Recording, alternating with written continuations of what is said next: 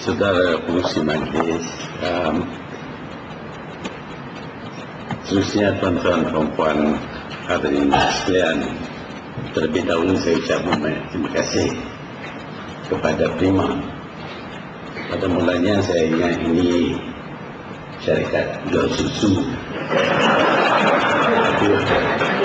Rupa-rupanya dia adalah Majlis Prihatin Malaysia, Prima. Saya ucap terima kasih kerana memberi peluang kepada saya untuk cakap sedikit pada pagi ini.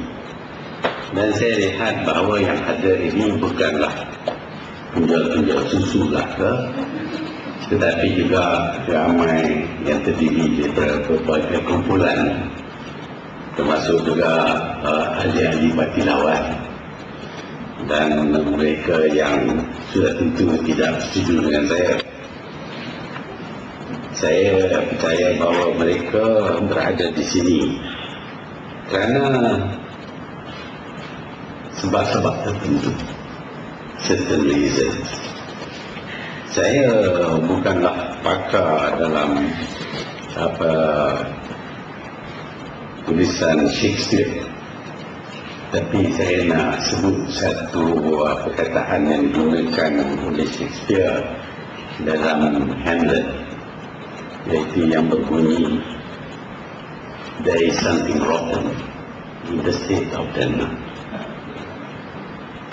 Dan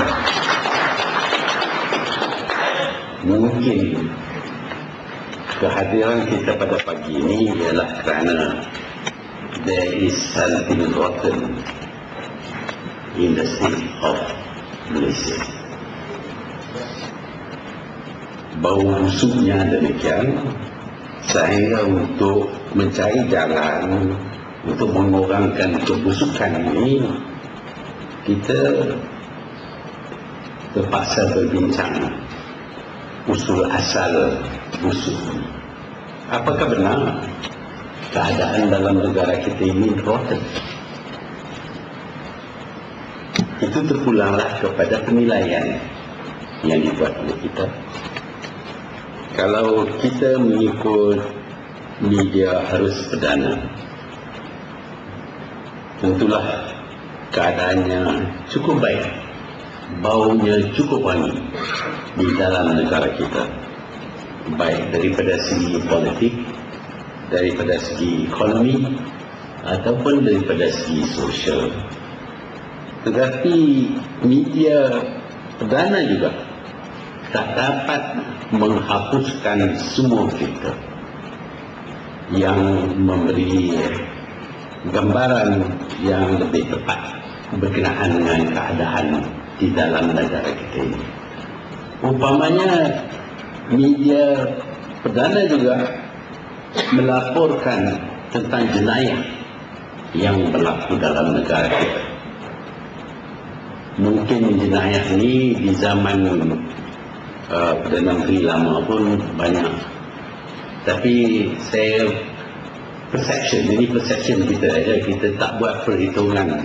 We have not done a study to count the number of cases during 1981 to 2003 compared to post period. But impression kita, perception kita ialah jenayah semakin banyak sehingga ada orang yang takut keluar daripada rumah. Kalau keluar daripada rumah, mungkin mereka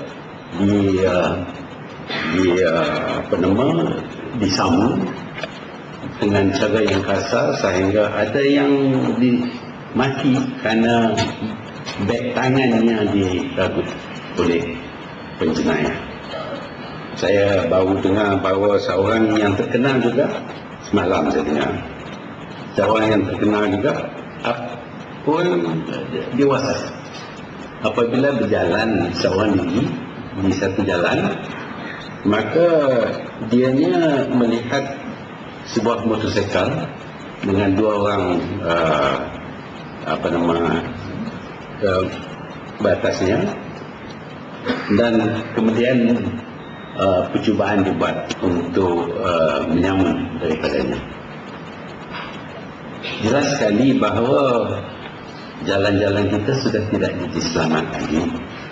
Ramai yang hidup dalam ketakutan. Kalau ada duit banyak pun takut juga. Kalau rupa cantik pun takut juga. Yang tak cantik pun takut juga. Kerana mereka ni tak begitu memilih. Kita dengar berapa ramai yang dibunuh, kanak-kanak dibunuh, dan macam-macam jenayah yang berlaku.